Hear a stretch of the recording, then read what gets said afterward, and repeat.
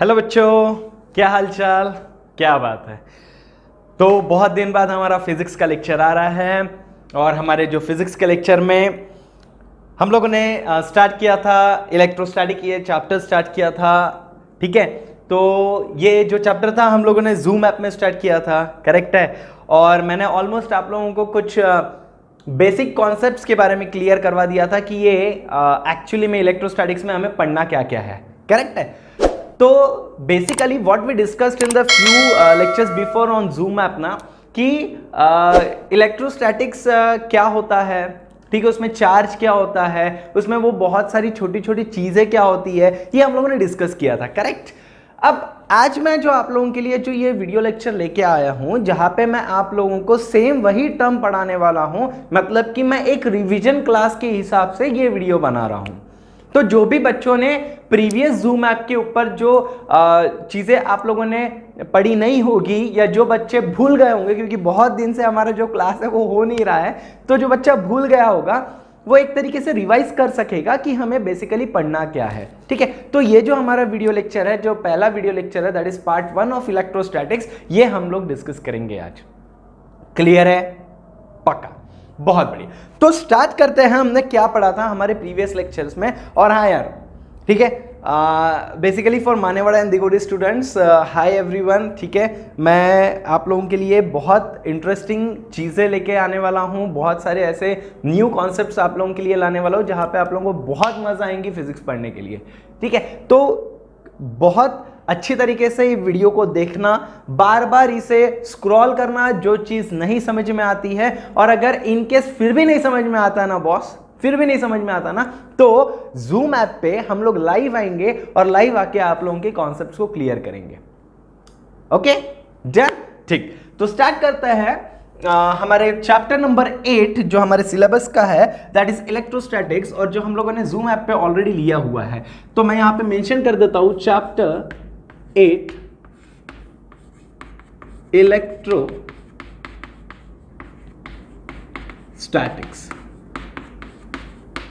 बहुत बढ़िया। So basically what we discussed in the previous lectures on Zoom app, that is electrostatics. If we are studying about the electrostatics ना, it means we are studying about electromagnetism. हम लोग किसके बारे में discuss कर रहे हैं? We are discussing on electromagnetism. So electromagnetism अगर हम लोग पढ़ रहे हैं, तो this electromagnetism is divided into two types. ठीक है, this electromagnetism, देखो हम लोग एक ऐसा यूनिट पढ़ रहे हैं जहां पे हम लोग पूरा डिस्कस करेंगे करंट क्या होता है। हम लोग ये पूरी दुनिया देखने वाले हैं कि ये बेसिकली ये सारी चीजें वर्क कैसे कर रही है करंट के बेसिस पे। तो ये सब चीजों को समझने के लिए हम लोग इलेक्ट्रोमैग्नेटिज्म पढ़ रहे हैं। यार बचपन में आप लोगों ने और मैंने एक चीज पढ़ी थी, एक किया था, प्रैक्टिकल अप्रोच किया था। वो क्या था कि बचपन में हम लोग क्या करते थे, स्केल लेते थे और ऐसे बालों को ऐसे रब करते थे, है ना, ऑयली बाल थे हमारे, और उसको ऐसे रब करते थे, और जो हमारे पेपर होते थे, जो क्या बोलते, टुकड़े होते थे पेपर्स के, जो पेजेस के ऐसे छोटे छोटे हम लोग फाड़ के टुकड़े बनाते थे, उसके ऊपर हम लोग स्केल ऐसे ऐसे मूव करते थे। तो that paper, that particles of that paper used to dance. ठीक है, वो डांस करते थे, डांसिंग पार्टिकल्स हम लोग ऐसा बोलते थे। तो बेसिकली हम लोग ऐसा क्यों हुआ, क्या है, वही इलेक्ट्रोस्टैटिक्स ही है ना। ये जो एग्जाम्पल दिया ना, वो इलेक्ट्रोस्टैटिक्स का ही है। तो ये जो दुनिया हो रही है, इसमें करंट कैसे पास हो रहा है, करंट क्या है, ये लाइट क्यों ऑन हो रहा है, ये बहुत सारे जो कॉन्सेप्ट्स है वो कहाँ से आया है, तो हमें ये पढ़ना है। ये यूनिट ही हमारा वो है, और इस यूनिट के अंतर्गत हमें ये सारी चीजें पढ़ना है, जहां पे हम लोग डिस्कस करेंगे इलेक्ट्रोमैग्नेटिज्म। और इलेक्ट्रोमैग्नेटिज्म के अंदर में दो लोग आने वाले हैं, और वो दो लोग होता है, सबसे पहला हमारा होता है that is called as electrostatics.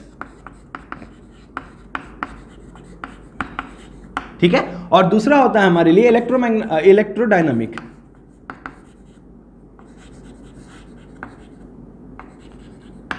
ठीक है, ये ऑलरेडी पढ़ चुके हैं, बट ये उनके लिए है जिन्होंने कभी जूम ऐप पे देखे नहीं हमारे लेक्चर्स, और साथ ही साथ जो बच्चा भूल गया है उनको याद दिलाने के लिए। बहुत बढ़िया।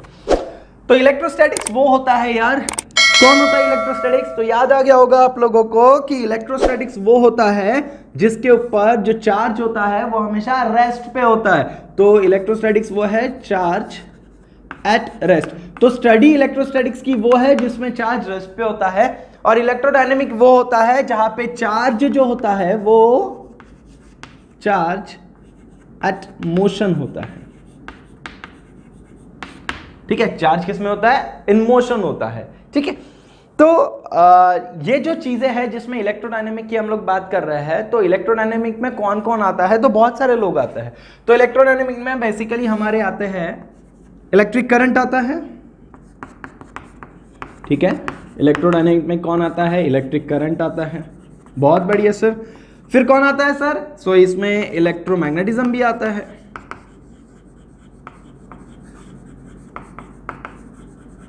ठीक है सर, इसमें कौन आता है सर?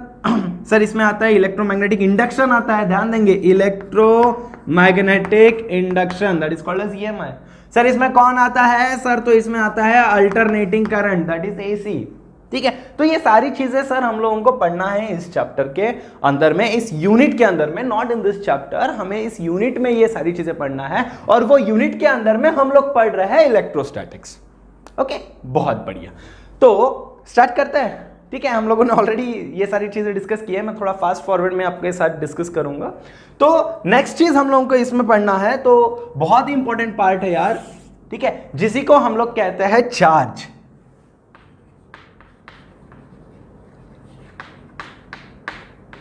क्या कहते हैं? Charge. So what is charge sir? Charge है क्या? What do you mean by this word charge?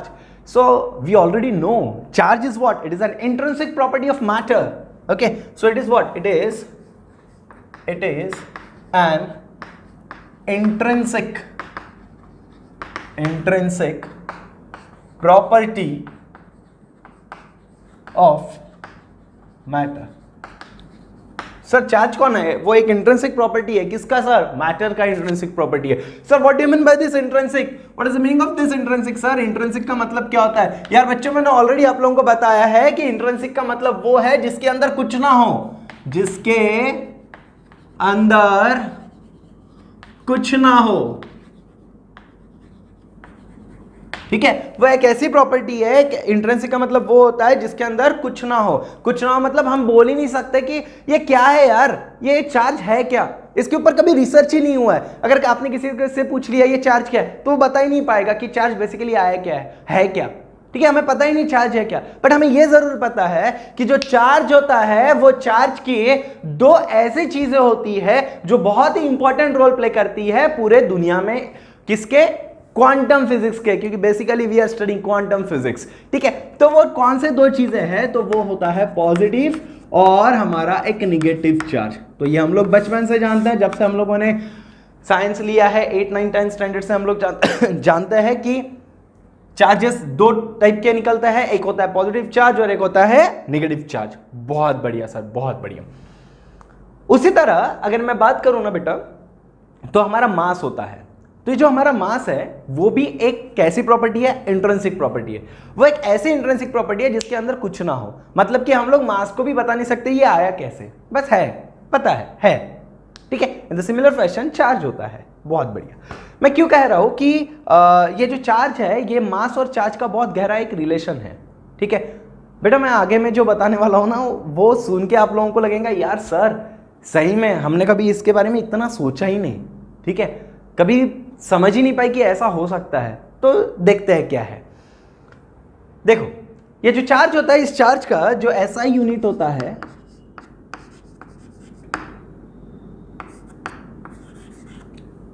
SI unit of charge जो होता है वो होता है कूलम। ठीक है, जिसको हम लोग C से डिनोट करते हैं। वो कौन होता है? कूलम होता है, जिसको हम लोग C से डिनोट करते हैं। ठीक है, और जो क्या कहते हैं हम लोग बच्चों, इसे डिनोट किया जाता है Q से। तो चार्ज का जो सिंबल होता है, चार्ज का जो सिंबल है, ठीक है, वो क्या है? चार्ज का सिंबल होता है Q होता है। ठीक है, तो चार्ज का सिंबल Q होता है, और चार्ज के दो टाइप होते हैं, पॉजिटिव चार्ज होता है, नेगेटिव चार्ज होता है। हम लोगों ने एक बहुत ही इंटरेस्टिंग प्रॉपर्टी भी पढ़ी है चार्ज के रिगार्डिंग। कौन सी प्रॉपर्टी है? वो एक ऐसी प्रॉपर्टी है जहां पे हम लोगों ने देखा था कि सेम चार्जेस रिपेल करते हैं, repel each other. Is that clear? बहुत बढ़िया। एंड वी डिस्कस दैट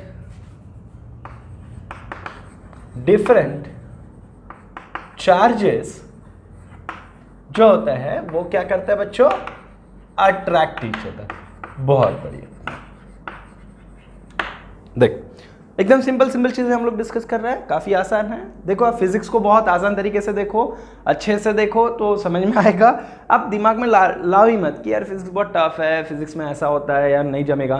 देखो फिजिक्स एक ही तरीके से टफ लगता है। अगर आपके कॉन्सेप्ट क्लियर नहीं है तो फिजिक्स टफ है, अगर कॉन्सेप्ट क्लियर नहीं है तो you can't solve your numericals. ठीक है, आप न्यूमेरिकल सॉल्व नहीं कर सकते, और तब हमें लगता है यार फिजिक्स बहुत ही फाड़ू है, यार फिजिक्स पढ़ना हा बहुत डेंजर है। ठीक है, बट ऐसा लाओ मत दिल और दिमाग में, इट्स क्वाइट सिंपल। ठीक है, बस कॉन्सेप्ट क्लियर होना चाहिए। बहुत बढ़िया। सो ये बहुत ही सिंपल चीज़ है। देखिए हम लोगों ने चार्ज की एक इंट्रिंसिक प्रॉपर्टी है, और पॉजिटिव होता है, नेगेटिव होता है। ऐसा यूनिट चार्ज का कूलम होता है, चार्ज का जो सिंबल है वो क्यू होता है, और जो हमारा सेम चार्ज हो वो रिपेल करेंगे, और डिफरेंट चार्ज हो वो क्या करेंगे बच्चों, अट्रैक्ट करेंगे। बहुत बढ़िया, यहां तक तो पूरी कहानी क्लियर है, कोई दिक्कत नहीं। चल अब हम लोग डिस्कस करते हैं कि ये जो चार्ज है ना, ठीक है, इसमें जो हमारा मास होता है वो कितना इंपॉर्टेंट रोल प्ले करता है। मतलब जो चार्ज है will always come with mass. ठीक है, ये चार्ज जो होता है ये हमेशा मास के साथ ही आएगा। सर ध्यान दो, ये कैसा टर्म है, ये आप बताना क्या चाहते हो? मैं बताना चाहता हूं कि जो हमारा मास होता है, ये जो दुनिया है ये मास के रिलेटेड है, मतलब कि मास के ऊपर डिपेंडेंट है। ठीक है, जो स्पीड रहेगा किसी भी ऑब्जेक्ट का, ठीक है, जो भी स्पीड रहेगा किसी भी ऑब्जेक्ट का, इट डिपेंड्स अपॉन मास। ठीक है, डिपेंड्स अपॉन मास मतलब इनकेस अगर मैं कह रहा हूं कि अगर मैं रेस्ट पे हूं, मैं मास की बात कर रहा हूं, ठीक है, तो जब मैं रेस्ट पे हूं तो मेरे बॉडी का जो मास है ना वो अलग है। ठीक है, मेरे बॉडी का जो मास है वो अलग है।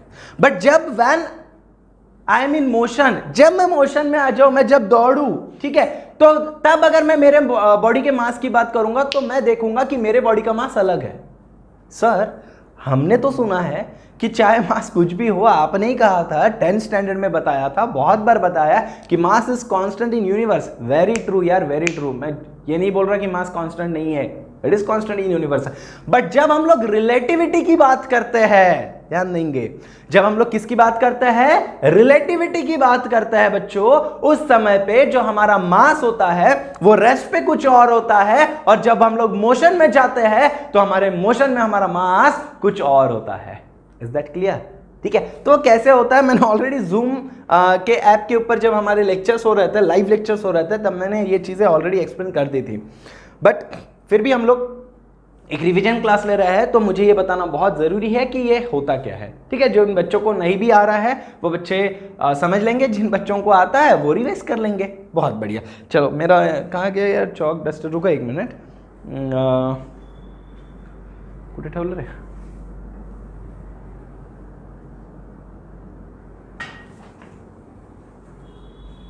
चलो मिटा रहा हूं मैं ये।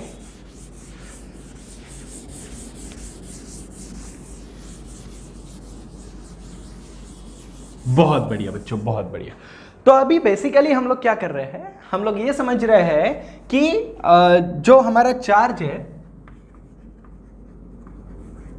और जो हमारा कौन है, मास है, ठीक है, इन दोनों में क्वाइट डिफरेंस क्या है? What is the main difference between charge and mass? Both are intrinsic property. दोनों इंट्रिंसिक प्रॉपर्टी है। इंट्रिंसिक मतलब जिसके अंदर कुछ ना हो, एक ऐसी लास्ट प्रॉपर्टी है, मतलब रिसर्च करने पे भी हमें कुछ नहीं मिलेगा कि उसके अंदर क्या है। ठीक है, दोनों इंट्रिंसिक है, बराबर है, बट फिर भी दोनों में क्या डिफरेंस है? तो यार मेन डिफरेंस तो हम लोग जानते हैं कि बहुत ही सिंपल वाला है कि चार्ज दो होता है, पॉजिटिव होता है और एक नेगेटिव होता है। ठीक है, मास जो होता है वो हमेशा क्या रहेगा, पॉजिटिव रहेगा। कभी सुना है क्या कि अक्षय सर मेरा मास है कितना है यार, कितना है, 65 kg। ठीक है, तो मेरा मास अगर 65 kg है तो कभी सुना है क्या कि नेगेटिव -65 kg? आपने अपना मास कभी सुना माइनस में? नहीं, कभी नहीं।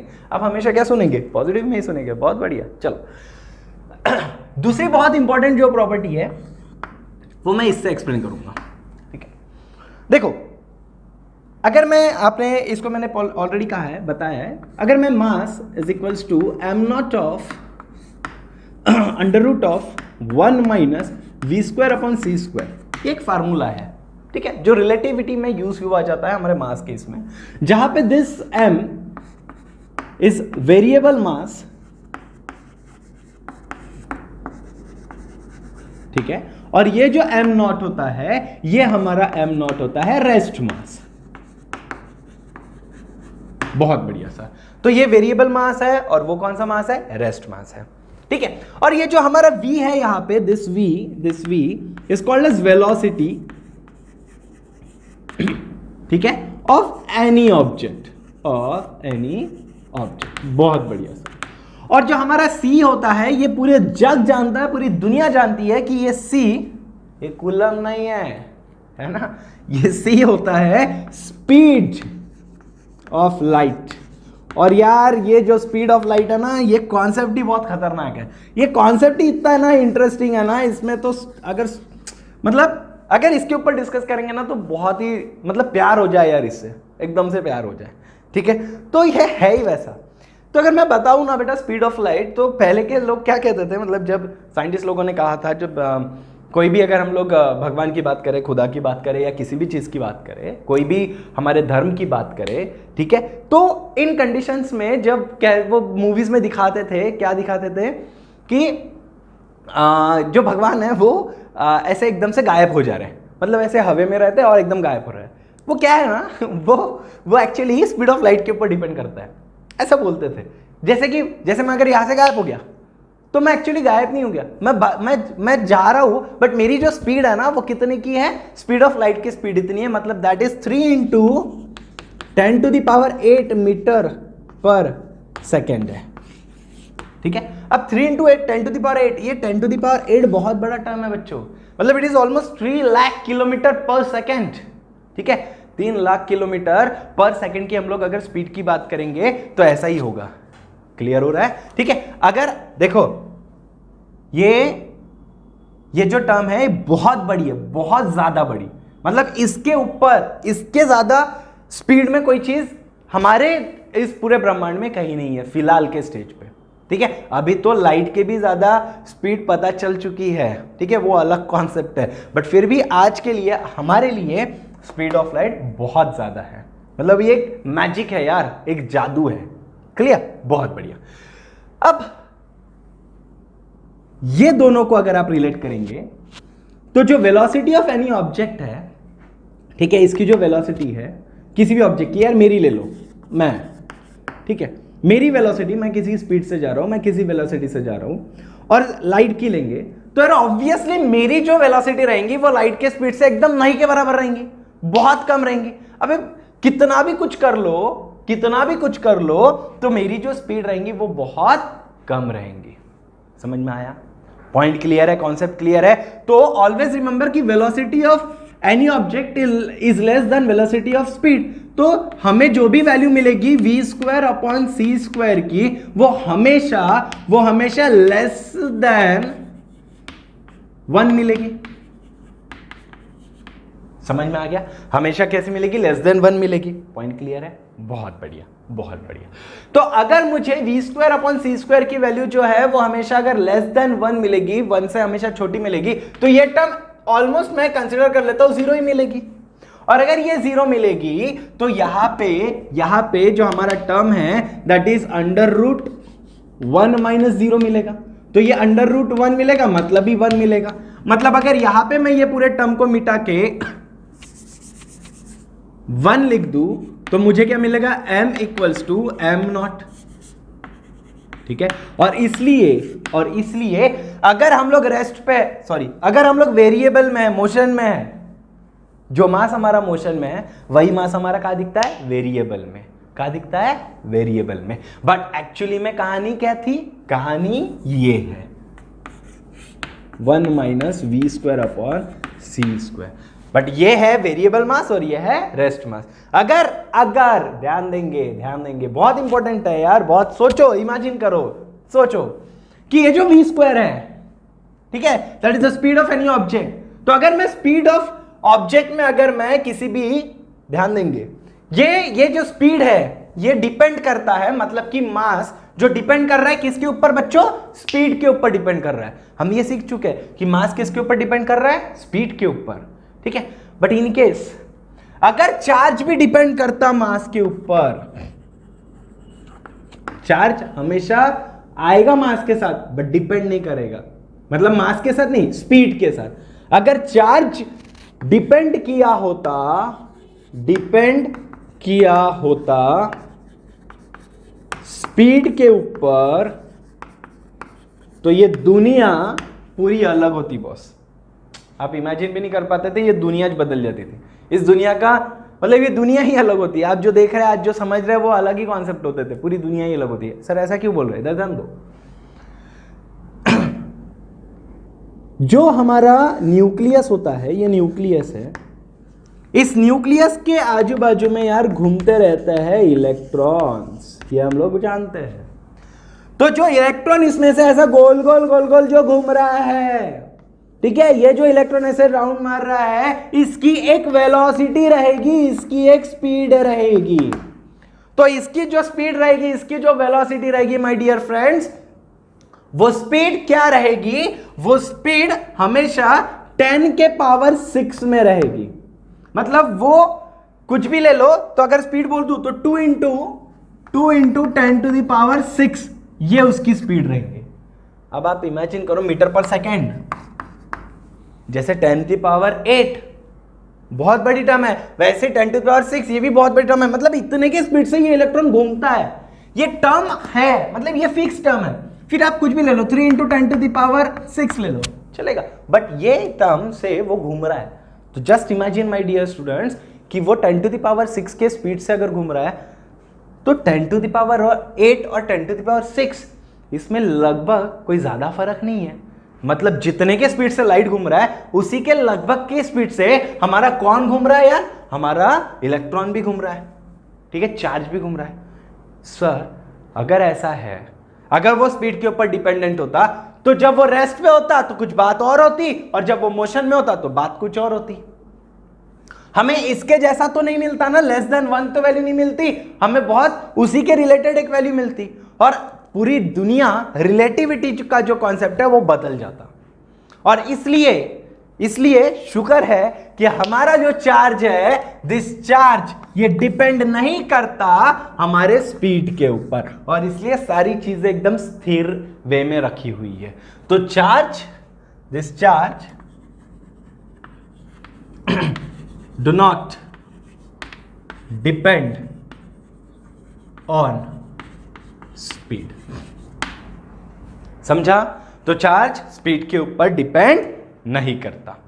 क्या बात है, बहुत बढ़िया। आगे पूरी कहानी ध्यान में, पूरा समझ में आ गया क्या हो रहा है? क्लियर हो रही है पार्ट? बहुत बढ़िया। तो यार मैंने रिवीजन क्लास बोलते बोलते मैंने आप लोगों को पढ़ाया जैसा ही पूरा क्लियर ही कर दिया है, ठीक है। तो ये बहुत अच्छी चीज है, आप लोग उसे एक बार देखेंगे। मेरे कंटिन्यूस ये पार्ट 1 है हमारा, इलेक्ट्रोस्टैटिक्स पार्ट 1 आपके इस पे आ जाएगा।